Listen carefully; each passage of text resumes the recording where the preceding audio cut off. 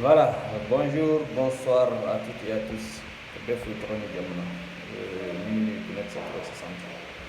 Aujourd'hui, je vais vous parler les 5 significations, les 4 salutations en Bambara et leurs significations.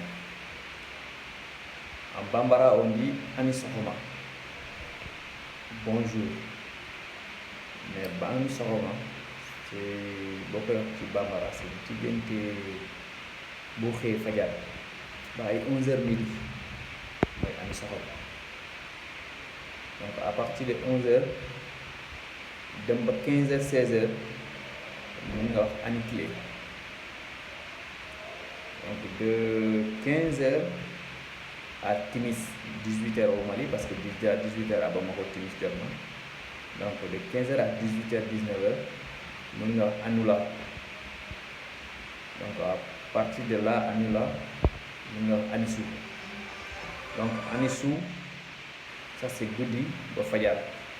Voilà. Anisokoma, moi, anga sonyoye. Anisokoma, anga sonyoye. Na kunek nangu samoro. Anikle, anga kle nyoye.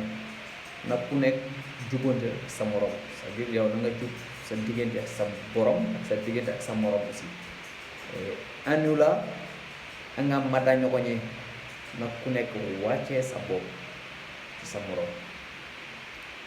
Anisou, am ñu ko sutura nak ku nekk sutural sa morom donc boo xoolee àdduna loolu mooy àdduna ni ay ñela tike rewo doron ani sokoma nga so ñoy ani clé nga clé ñoy ani wala nga mata ñoy ani su am ñu ko sutura donc ani sokoma nak ku nekk nangul sa morom ani clé nak ku nekk jibon sa morom yow na nga jib ga digënté ak sa morom ak sa digënté ak yàlla ani clé nak ku nekk jubbantal ak sa morom aniwla nak ku nekk wàcce boppam ci sa morom anisu nak ku nekk sutural boromam nak ku nekk sutural moromam ku nekk sutural sa bopp. Merci à toutes et à tous min tuñu bitay ka di awma aw kambe na la sonoma nga deuxième numéro nak la ko fana daw ma leen bàyyi fi na leen indi beneen deuxième numéro après. Merci signé le vilain animateur que nous avons Pape Gaussou Gay.